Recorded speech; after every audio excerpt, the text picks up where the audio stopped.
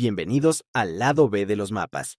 En esta serie, Fronteras cambiantes en América, seguimos viajando por la historia a través de mapas antiguos para descubrir cómo se trazaron las líneas que dieron forma a nuestros países. En el episodio anterior, exploramos Venezuela. Hoy cruzamos fronteras, o mejor dicho, seguimos una frontera que alguna vez fue común, para llegar a Colombia, un territorio que ha cambiado de nombre, de forma y de extensión más veces de las que podríamos imaginar. Desde los primeros trazos europeos en el siglo XVI hasta los mapas digitales del siglo XXI, vamos a ver cómo se dibujó y redibujó el país, y qué historias se esconden detrás de cada línea. Antes de ser Colombia, este territorio era tierra de ríos inmensos, selvas densas y pueblos originarios que no usaban mapas, pero conocían cada montaña, cada curva del Magdalena. En 1499, Alonso de Ojeda bordea la costa caribeña y abre paso al trazo europeo. En 1525, Rodrigo de Bastidas funda Santa Marta, y en 1533, Pedro de Heredia establece Cartagena de Indias, el gran puerto del virreinato. Los mapas del siglo XVI apenas dibujan el contorno del litoral. La idea de tierra firme empieza a tomar forma en papel, pero no en precisión. El interior es un vacío lleno de ambición. En 1538 se funda Santa Fe, y con ella, el nuevo reino de Granada. Así comienza la necesidad de medir, registrar y dominar un espacio vasto y desconocido. Uno de los testimonios visuales más interesantes de esta época es el mapa de Baptista Boasio, publicado en 1589. Representa el Océano Atlántico y partes del hemisferio occidental, incluyendo América del Norte, del Sur, Europa y África. Ilustra la ruta del viaje de Sir Francis Drake en 1585, durante el cual la flota inglesa capturó varias ciudades españolas del Caribe y la Florida, incluyendo Cartagena, Santo Domingo y San Agustín. Las inscripciones celebran estos logros militares como grandes victorias navales contra el poder español. Este mapa es tanto una representación geográfica como una afirmación política. Muestra el alcance de las ambiciones inglesas bajo Isabel I y su intención de disputar el control del Atlántico y el Caribe. Cartagena aparece como uno de los puntos tomados por la flota, inscrita en el imaginario de las West Indies, una categoría amplia que para los ingleses incluía también las costas continentales.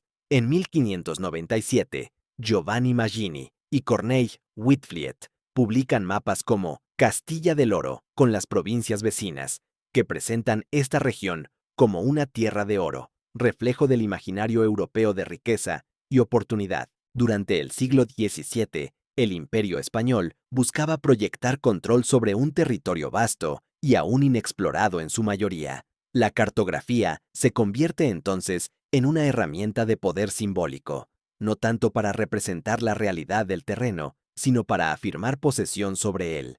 El mapa se transforma en acto político, en prueba de soberanía, aunque la selva amazónica, las montañas andinas o los llanos orientales fueran poco o nada recorridos. En los mapas de la época, vemos una costa caribeña cada vez más definida, con nombres como Cartagena, Santa Marta o Río de la Hacha destacando en los bordes del continente. Pero hacia el interior, todo es vago, adornado con cordilleras genéricas, criaturas fantásticas o textos que hablan de regiones aún por descubrir. Estas representaciones no servían para guiar expediciones terrestres, sino para convencer a reyes, banqueros y virreyes de que el imperio tenía presencia firme en América. En esa paradoja, mapas que no conocen pero afirman, se juega buena parte de la cartografía del siglo XVII. En 1717, la corona española crea el Virreinato de la Nueva Granada con sede en Santa Fe, separándolo del Virreinato del Perú. Su objetivo era ejercer un control más directo sobre un territorio extenso que incluía lo que hoy conocemos como Colombia, Venezuela, Ecuador y Panamá. La decisión respondió tanto a razones administrativas como estratégicas: proteger los intereses económicos, agilizar la justicia colonial y reforzar la defensa frente a potencias extranjeras. Sin embargo, por dificultades económicas y logísticas, el virreinato fue suspendido en 1723 y restablecido definitivamente en 1739. Uno de los mapas más representativos del imaginario español es el de Nicolás de Fer, publicado en 1705, que abarca Terre Ferme, el Perú y el país de los Amazones.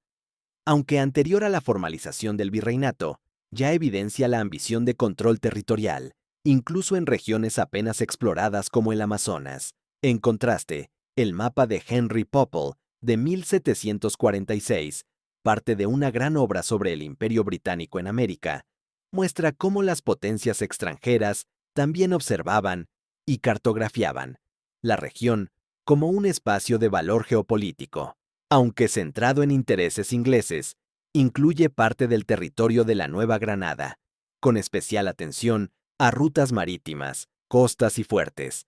Mapas como el de Juan de la Cruz Cano y Olmedilla, de 1775, elaborados ya desde el interior del imperio, reflejan la madurez de una cartografía imperial que no solo representa el territorio, lo organiza, lo jerarquiza, lo administra.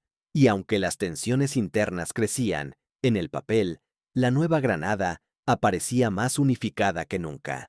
El siglo XIX abre con el eco de las guerras de independencia. En 1810, la insurrección contra España recorre el territorio de la Nueva Granada, pero la cartografía todavía muestra un mundo colonial.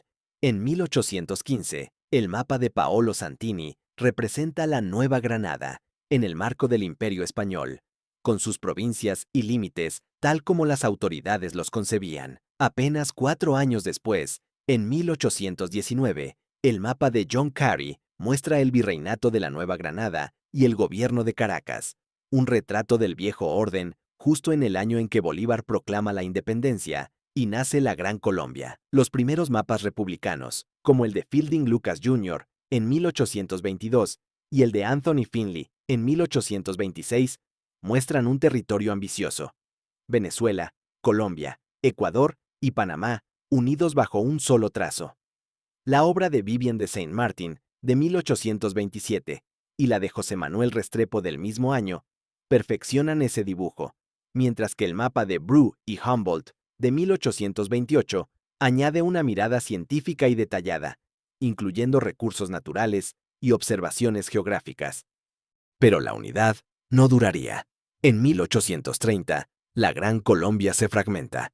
Mapas como el de Henry S. Tanner, en 1837, muestran una región ya dividida, con proyectos como el Plan de Comunicación propuesto entre los océanos, Atlántico y Pacífico, que anticipan el interés estratégico por el Istmo de Panamá. La segunda mitad del siglo está marcada por el trabajo de Agustín Codazzi, que junto a Manuel María Paz produce mapas como la Carta de la Antigua Colombia, dividida en los departamentos de Cundinamarca, Venezuela y Quito, y la División Política de Colombia en 1824, pero publicadas en 1889, así como su Carta de la República de Colombia de 1840. Estos trabajos son la base de la geografía moderna del país. Al cierre del siglo, editoriales internacionales como Rand McNally, en 1889, fijan en atlas globales la imagen de una Colombia más definida, aunque aún con disputas en regiones como el Amazonas y la frontera con Venezuela. El siglo XX encuentra a Colombia redefiniendo sus límites y su identidad. Los mapas de inicios de siglo, como el de Johnston en 1912, muestran una Sudamérica donde Colombia aparece en pleno proceso de consolidar sus fronteras tras la separación de Panamá en 1903. Son representaciones pensadas para un público internacional, en las que la geografía política empieza a ser más precisa, pero aún con trazos heredados del siglo XIX. En 1922, el mapa de Edward Stanford sitúa a Colombia junto a Ecuador, Perú y Panamá, reflejando un periodo de diplomacia activa y acuerdos fronterizos como el Tratado Salomón-Lozano con Perú. La cartografía aquí es ya herramienta política para mostrar límites reconocidos internacionalmente. El salto hacia una cartografía técnica y oficial se da con el trabajo del Instituto Geográfico Agustín Codazzi.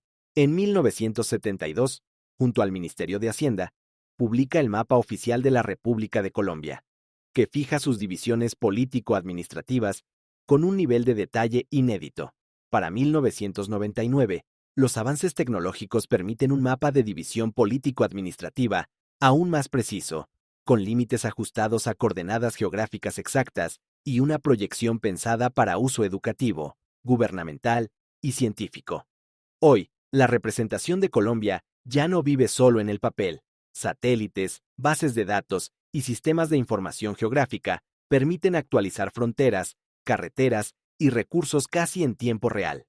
Sin embargo, el mapa sigue cumpliendo el mismo papel que hace siglos: mostrar y, en cierto modo, construir la imagen de un país.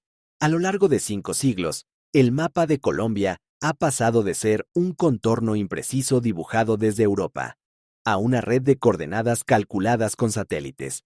Cada línea que vemos hoy en un mapa es el resultado de viajes, tratados, guerras, errores y correcciones.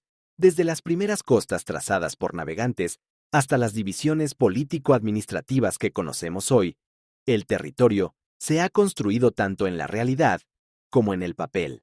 Y aunque hoy creemos que sus fronteras están definidas, la historia nos recuerda que ningún mapa es definitivo.